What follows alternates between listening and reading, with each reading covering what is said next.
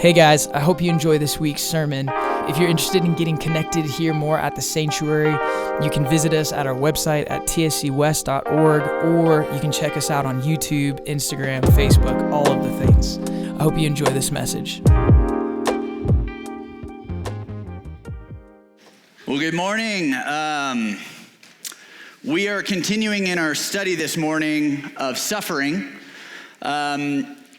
We're specifically doing this during the season of Lent because Lent is this time period of 40 days where we begin to reflect on Jesus making his way towards the cross, what we know as the Passion of the Christ. And if you know anything about the Passion, it is full of suffering. And so Derek and the staff thought it was a really, really timely and important topic for us to discuss. And last week, Derek gave us a very broad overview of the problem that we face in this world and how suffering is a part of everybody's life. That is one common thing that we all go through in our life, is that everybody suffers in some way, shape, or form.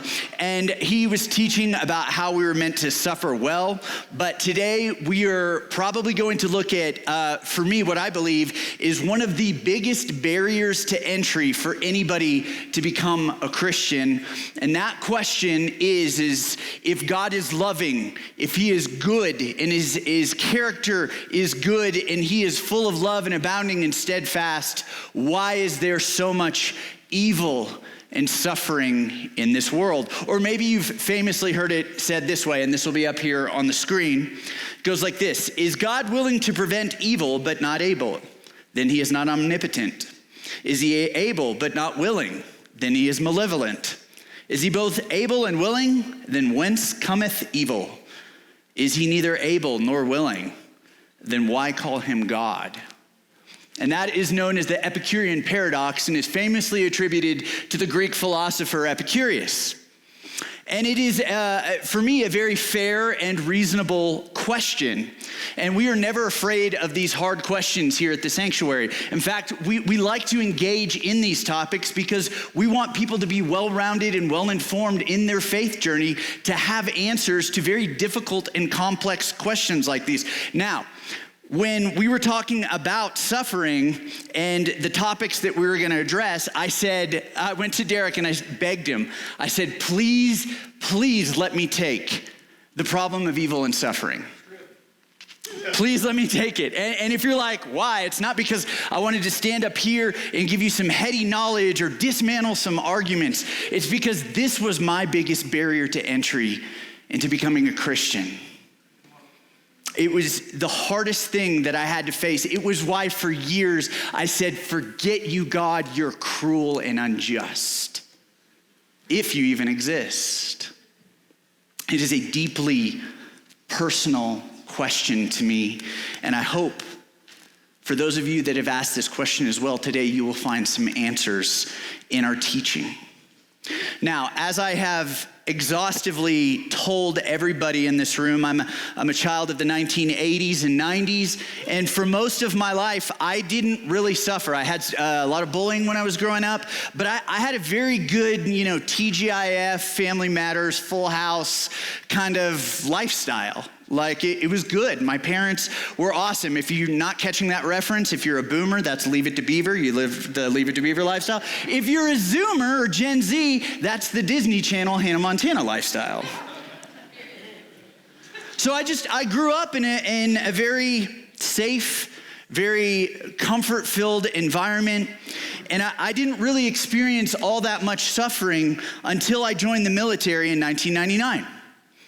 And then the towers fell in 2011. By 2003, I was in Afghanistan, and I was really wrestling with this problem of evil because I had walked away from the faith in my teenage years, just thinking it was this opiate for the masses.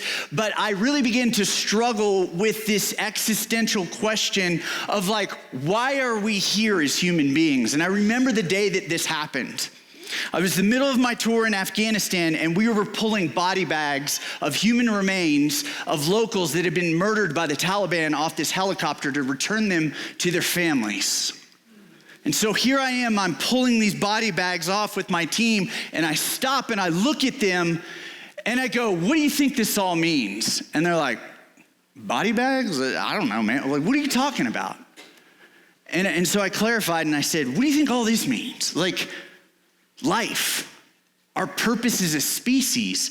And they're like, geez, like, man, you got like all this existentialism going on. But here I am dealing with life and death and everything else that I've seen. And I said, the reason why I'm asking this question, guys, is I said, all I've discovered in this war so far is that as human beings, we are really, really awesome as a species as far as killing, wounding, and making each other suffer.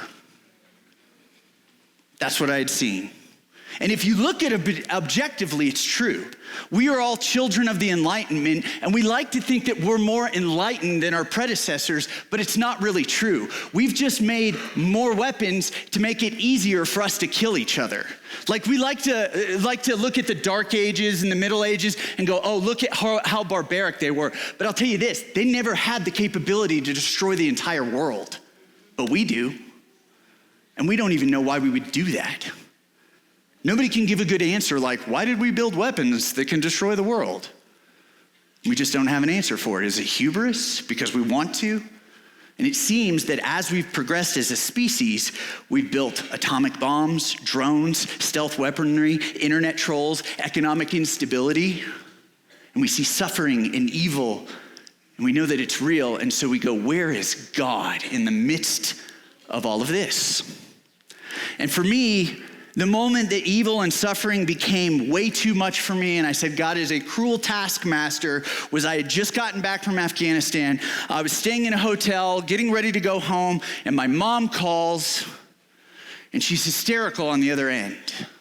She's crying. She can't even formulate the words, and when she finally does, I say, I can't talk to you right now, and I slam the receiver down, I sprint to the bathroom, and I start dry heaving, and I remember looking up at this moth-covered like ceiling light, and I just went, why, God, why? And then I just started cursing him, using every profanity that I could think of against God. And what had happened was, my mom had called me and told me my best friend Kyle, who had replaced me in Afghanistan, had been killed in action. And I said, God is cruel. And as the wars went on, and I saw, and even this is hard for me to admit, even I participated in human suffering on a level that most people cannot understand. Whether it was seeing bodies torn apart or myself dropping bombs on other people, I saw that human suffering and the question of evil and all of it is why it carries so much weight for me, because not only did I see it up front, but I was an active participant in it as well. And everybody in this room has participated in some form, way, or shape of making other people suffer or evil. And if you have ever cursed God, if you have ever felt abandoned by him, especially when you're hurting, if you've ever felt ashamed in the way that you have hurt other people, or this has been a reason keeping you away from faith, I want to let you know, not only do I understand, but I empathize and sympathize with you. This is a fair question for you to be asking. And we see, and it's why I chose that verse in Habakkuk. This is a question that is repeated over and over, even in our own sacred scriptures. Like that is Habakkuk 1, verse 2. It doesn't start all happy and cheery, does it? Habakkuk starts out going, where are you? Why is this happening? Why did the unjust prevail? You've abandoned me. And we see this over and over again, even in the laments and lamentations with the prophet Jeremiah. We also see it with King David in the Psalms. There are several places in the Bible where the saints question God's goodness. Now, this is not just a problem for Christians to answer. In fact, this is a question for everybody on this planet to answer. Philosophically, if you want to say there is no God, it presents a much bigger dilemma to the problem of evil and suffering. Because if you go, there's no God, then what is the point of evil and suffering? Like, what is the point of evil and suffering? Is there no God? Because if there is no God, there is literally no point to evil and suffering. And this was the problem that I had with secular humanists that I would read. I would read Jean-Paul Sartre, Aldous Huxley, Albert Camus, Christopher Hitchens, and they were all absurdist. And they believed that there was no point to life, that there was no divine retribution, none of it. You just have to accept the fact that life was absurd and it doesn't matter. And I was like, I'm not on board with that. I just can't get on board with that. And it was really, really interesting the way that they looked at things. I remember when I was searching, I was watching this debate between a Christian apologist, William Lane Craig, and Christopher Hitchens, who was a secular atheist. And I really liked Christopher Hitchens because he was really, really honest about what he believed. But I remember he said this in the debate. And it kind of blew me away. It said this. It says, this is an atheist, Christopher Hitchens. He says, "We are a temporary species in a minor corner of the universe, and we will not survive it. The sun will explode, the universe will wind down into heat death, and that's it. The cosmos is indifferent to us. It does not care. There is no divine plan. There is no ultimate justice. We must live with the knowledge that that's all there is." That is bleak. Does anybody in this room actually want to believe that? That like love is just a chemical reaction in your brain to advance the species? Do we all really want to believe that? I don't think we do. I don't think we want to have that be the case. I don't think we want to think that because life doesn't matter and we ultimately have no purpose and we're these evolutionary blips, that rape and murder and brutality and racism and all of this is somehow not wrong. And like, it begs a better question. Where do we even get our morals from if that's the case? That Hitler was just being Hitler because he could be Hitler and there's no divine punishment at the end of all times? Why do we have morals then if nothing matters? And it's why I always like to chuckle at people who say, oh, there is no God or there's no higher power, no divine justice, or they're atheists or whatever. But they tell me that I should live my life in a way that's good, that racism is wrong, that I shouldn't oppress the LGBT community, that I should steward the environment, that I should take care of the poor and the weak. Very Christian ideals. And yet, if nothing matters, then why should I do that? Because you said so? Are you now the divine authority? It's a very arrogant statement for you to tell me for the way that I should live based on what? That we're evolutionary blips and nothing I do matters? Kind of silly. And so, I like to ask them, on what moral authority are you appealing to? And they can really never give me an answer. It's their own. So, and here's something that I love pointing out to people. We believe in the Christian tradition, there's this thing called the Imago Dei, that we are made in the image of God. Yes. Come on. And here's something that nobody can ever answer. We know that the most mentally handicapped person on earth carries more weight than a bug, a prize-winning horse, or a show dog. And yet we cannot empirically prove that. But deep down, we all know it. You're never gonna hear even a secular atheist say, oh, well, we should murder the handicapped person and not squash the bug. It's just not gonna happen. There is this divine imprint on human beings, whether or not we want to admit it. So if you want to take the route of we are evolutionary blips in the grand scheme and evil and suffering do not matter, then you have nothing to appeal to when you suffer or make other people suffer. You have nothing to appeal to. And at that point, you telling me how I should live is saying you have the most divine moral authority and therefore are God, and I should act in the way that you think. It's very arrogant. So you have nothing to appeal to or no leg to stand on. So with that out of the way, I think really the question then becomes for those of us in this room and those that are exploring faith and those that want answers to why is there evil and suffering in this world, I think the more important question is why would God create a world knowing that there would be evil in it? Why would he do that? And as strange as this is going to sound, I believe it's because of love. Now, I'm gonna flesh this out, so I need you guys to bear with me. The problem with the question, if God is good, why does he allow evil if he could stop it, is because it's inconsistent. It's completely inconsistent, because if God is holy, he's perfect, he's good, he's omniscient, he cannot allow any evil to stand in his presence at all. Otherwise, he'd be inconsistent and unjust. So he can't allow evil to exist. And the problem then becomes, if God wants to stop evil, then he has to stop all evil, and you and I and everybody in this world have been active participants in evil and human suffering. All of us have probably cut somebody down in high school, or given the finger to somebody in traffic, or we've said something mean or cruel to one another, or maybe you're just a Christian rock star and you've never done any of that stuff. You've still had the thoughts. We've all had them. And so at that point, if God is not going to allow evil, then he has to even shut off your ability to think. So God could have created a world without the capacity of evil, sure, but then you and I and all of us would be robots, just doing his will and obedience just blindly. So I like to think about it like this. So my wife, Emily, who's here in the front row, imagine it like this. Imagine suddenly I get Robo-Emily, who's like a Stepford wife, right? And she does everything that I say or do or ask of her without question, which would kind of be awesome. I'm kidding. I'm kidding.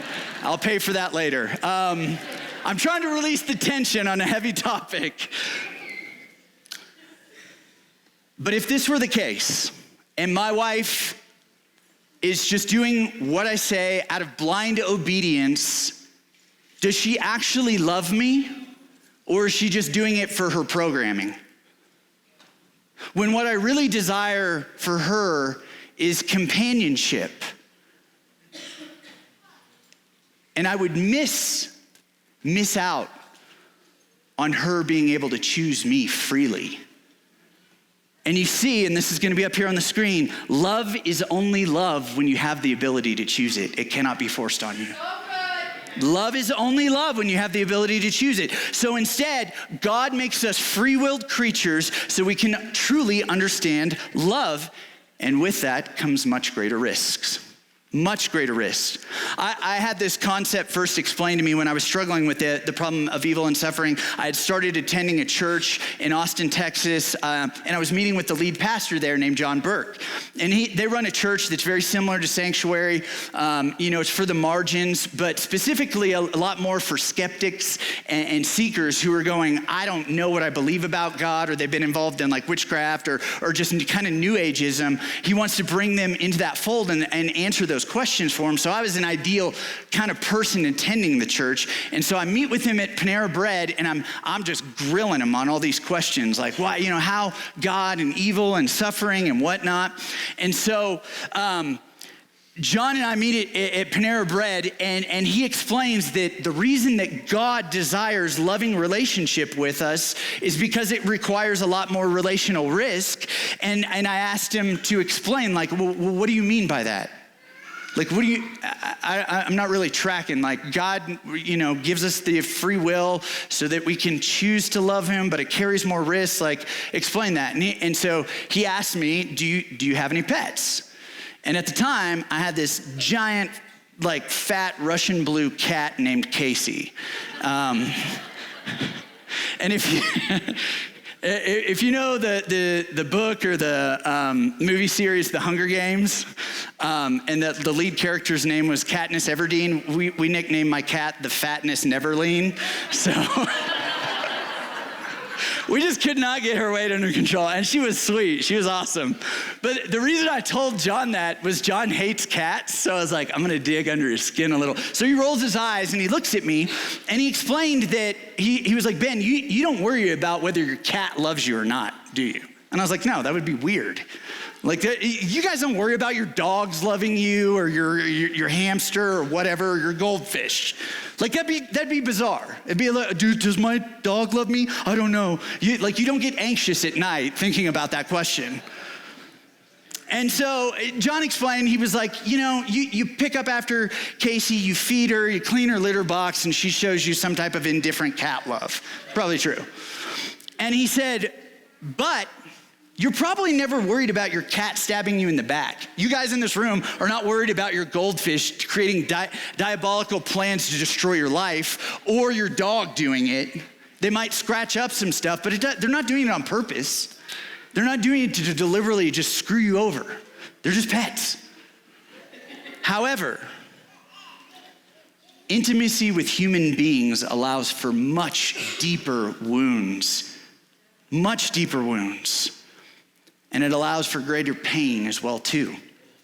And love is chief among those. We cannot force a spouse, a friend, a girlfriend, a boyfriend, or even your cat or your pet to love you. But if my cat didn't love me, it doesn't really hurt all that much. But with human beings, it hurts a lot, doesn't it? It hurts exponentially, and it's compounded. And if you force somebody to love you, can I ask, is it really love? It's not. And so God is the same. He gives us the freedom to choose to love him or to choose to reject him.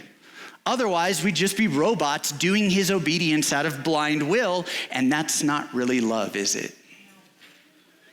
Because we have a choice, we also have the capacity to choose evil. And I'll never forget what John told me that morning when we were talking about this, and I put this up on the screen as well too. He said, Ben, God didn't create evil. He created the possibility of evil, and people have actualized it by being in open rebellion against him with their selfish and self-centered decisions. And here's the thing that John told me. He's actually correct. Social psychologists estimate that 95% of the evil and suffering that happens in this world is caused by other human beings, or it's a direct result of human actions. The only other 5% are like natural disasters like volcanoes and earthquakes. So God is not the problem. We're the problem. We have actualized evil and suffering and bring it about on our fellow man and woman. We're the ones who more often than not bring about pain and suffering on this planet. But it begs the question, does it not? Where is God in the midst of all this evil and suffering? What is response to it? And how does he handle this open rebellion against him? How does he not turn us all into walking robots or destroy us? And the answer to that question is God's response to evil and suffering is himself in the form of Jesus. God's response to evil and suffering is himself. Because God is holy and just and desires mercy, but also desires us to freely choose and love him, he sends Jesus to foot the bill for our rebellion on the cross and crushes him. And in the cross, we see both evil, love, and justice combined. So imagine it like this. You are in a courtroom and you are a condemned serial killer, Dexter level. You know you can't stop. And the judge looks at you and goes, hey, do you think you can not murder anymore? And you're like, probably not. And that's the way that we are. It's like we keep having these issues where we cause pain and suffering. And God's asking us, do you think you can knock it off? And we're like, probably not. And so God, desiring to be both just and merciful, it would be like him being the judge in the courtroom. And the catch is that he's your father, and then you're there as on the hot seat. And he takes off his robe, and he steps down and goes, I'll take your place. I'll pay for the punishment that's due to you, and you're let scot-free. He takes our place. He gives us mercy. And at the same time also allows justice to be served. Now, at the time, I thought that kind of sounded like divine child punishment. God the Father crushes Jesus the Son. This is kind of weird, like what's going on there? And John was not even, he didn't even stop to think about like that question. He just looks at me and he goes, what's the highest award you can get in the military? And I was like, Medal of Honor, obviously. Medal of Honor, easy. And we just had some new guys get the Medal of Honor. And he goes, he looks at me and he goes, well, how do you earn that award? And I was like, well, you do some crazy stuff and you basically die. Most people don't survive it. And he goes, do you think people are idiots or morons because they received the Medal of Honor? I said, no, we stand in awe. We're amazed. Like, nobody's met a Medal of Honor recipient and been like, that guy is dumb. We've all just been like, holy cow. Like, I can't believe he went through and endured that and gave his life on behalf of people that he might have barely even known. And before that award was ever invented, Jesus tells us this in John 15, 12 through 13. He says, my command is this, love each other as I have loved you.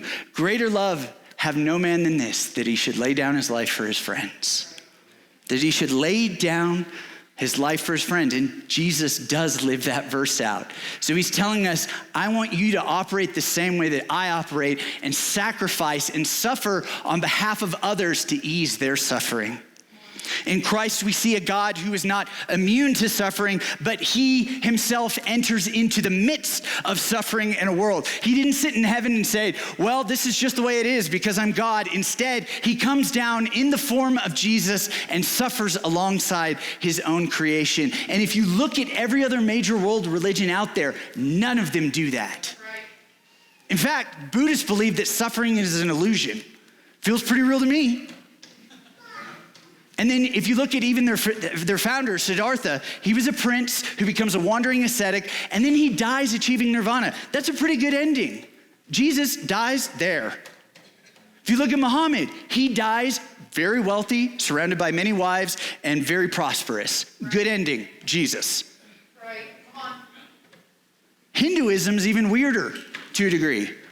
Like, I used to study it, and one of the craziest things that I think I saw was they have, there's multiple gods, but if you go over to India, they perform this practice called puja, where they literally have to take care of their gods and feed them. Your God's not really a god if you're having to take care of them. I'm just gonna be honest. So again, we only see, and they're immune from suffering.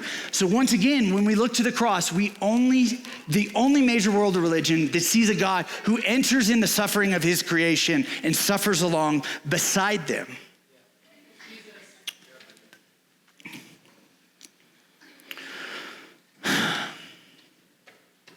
And I think one of my favorite verses of all times is the fact that is in the book of Hebrews, where it literally states that we have a sympathetic high priest who empathizes with us because he himself has suffered and been tempted. So God is not immune to what we experience, but instead he enters into it. And on the cross, we see that he gets all of what we experience here on earth. He gets betrayed. He gets abandoned. His friends abandon him. He's brutally murdered. He's ostracized. Justice is even perverted for him. Right. And yet, he goes, I know what it's like when you suffer. But here's the hardest part in all of this. When we see God suffer, his answer to suffering is for us to enter into it to alleviate it for others. He goes, if you want to be my disciple, you're going to have to do the same as me and take up your cross. You're going to have to take up your cross, and you're going to have to suffer to alleviate the suffering of this world. Now, some of you may not know this about me, but I am a confirmed Catholic. I'm just trying to pick up where Pastor Tyler left off, right? You got to have one of us.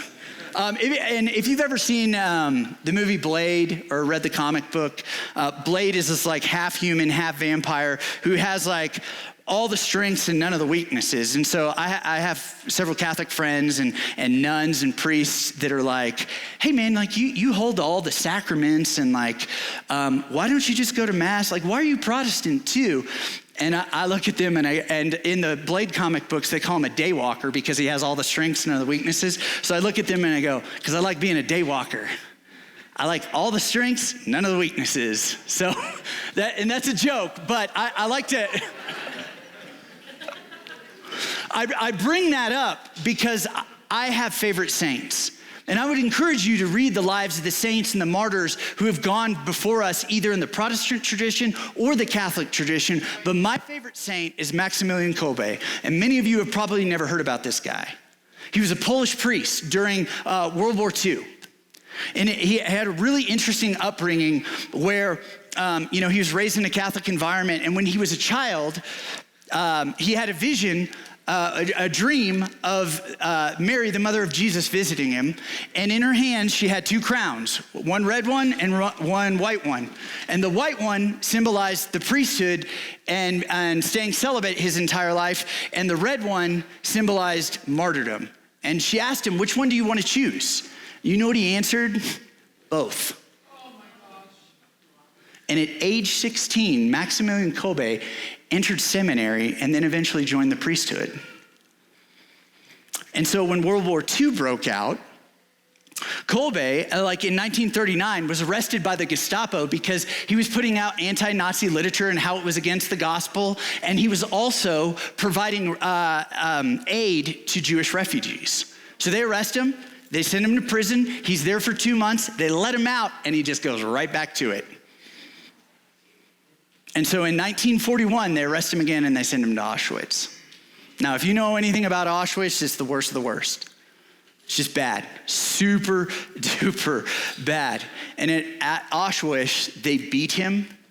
At times, he was forced to drink his own urine to survive. But throughout that time period, he continued to do ministry.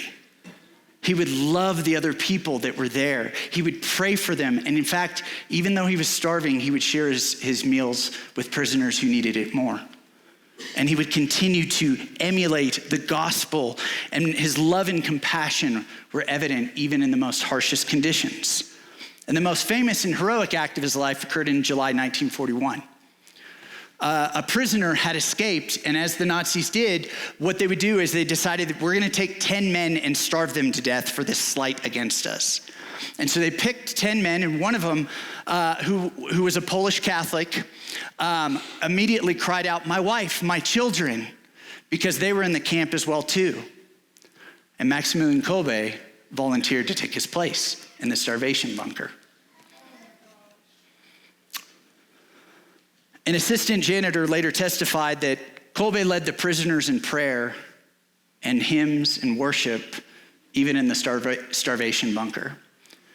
It said it was reported that whenever guards came into the room, they would either see him kneeling and praying or standing with a very calm demeanor and greeting them kindly. And after the group had been starved and deprived of water for 2 weeks, Kolbe and only 3 others remained. And wanting to empty the bunker, they killed him with a lethal injection of carbolic acid. And in the end, he did indeed get the white crown and the red crown. In the midst of evil, he chose to live Jesus' commandments, to love others, and became the exact embodiment of the way that Jesus took our place when he took the place of another man to give him life, and that man survived. And this, my friends, is actually how we combat evil and suffering in a broken world. We too must become the gospel to those around us that are suffering. We must too be light and compassion and grace and mercy, to be a light when all other lights go out, even in the hardest, most difficult circumstances. And I understand, even with this hope, this is all still very difficult.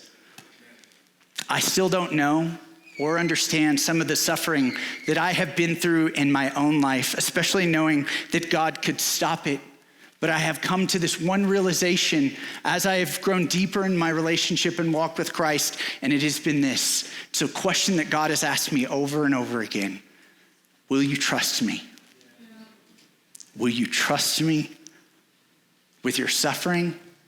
And will you trust me to suffer to alleviate other people's suffering? And here's the beautiful thing about Christianity. We don't believe in a God who just simply asks us of that.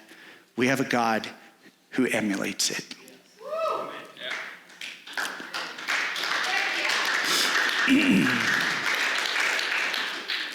I'm going to invite the band up and we're going to close out. Normally I have like one or two things for you to do this week, to try and practice, but I don't have that for you this time. In fact, sometimes I don't think we need next steps. I think we just need reminders. Especially when we see evil and suffering in the world, when we see the chaos and the strife of our nation, of our world, in our state, or in our cities, we often need a reminder to go, where are you, God, in the midst of this? And how is this all going to end up? Some of you probably remember growing up reading the book, The Lion, Witch, and the Wardrobe by C.S. Lewis, or maybe you watched the Disney version several years later. And C.S. Lewis tells this story of a traitor, Edmund, who's one of the princes. And he deserves death. And the White Witch, who is the antagonist in the story, said, by the laws laid out of this land, he must be turned over to me to face justice and die. And Aslan, the great lion, he does something unthinkable. He walks into the witch's camp and he offers himself instead. And there's a line in the story that still gives me chills, and I love to go back and read it, and this is going to be up here on the screen too. Some of you have probably heard this. It goes like this: when a willing victim who has committed no treachery is killed in a traitor's stead, the table would crack, and death itself would start working backwards.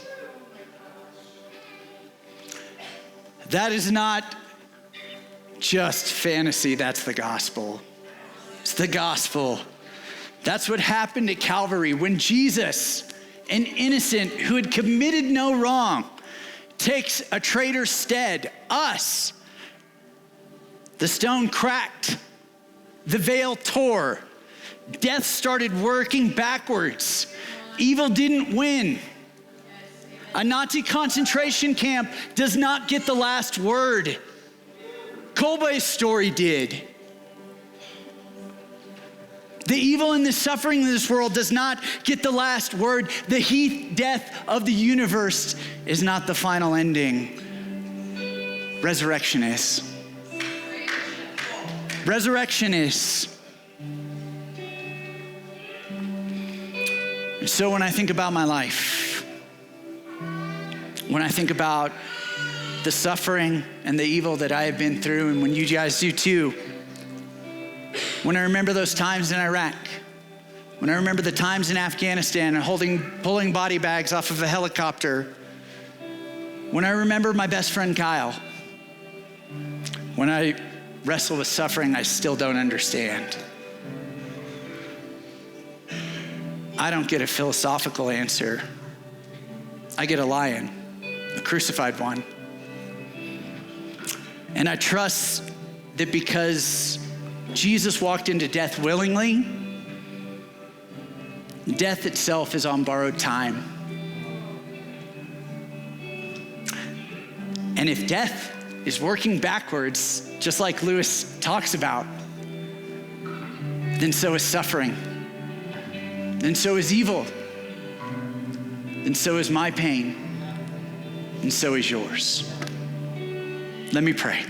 God, we thank you that you didn't want us to just blindly be robots, but instead, in the greatest form of love, sacrifice yourself on the cross at Calvary so that we might fully understand your love, your mercy, your grace. We thank you that death is working backwards, that suffering and evil do not get the final word,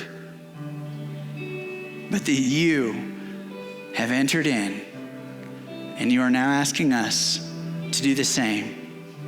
Will you trust me? Will you bring healing and be a balm to a world that is suffering even when you suffer? I pray that we would have the tenacity, the grit, and the fortitude to live it out, to be, as the word Christian means, little Christ to a broken world. In Jesus' name we pray, amen.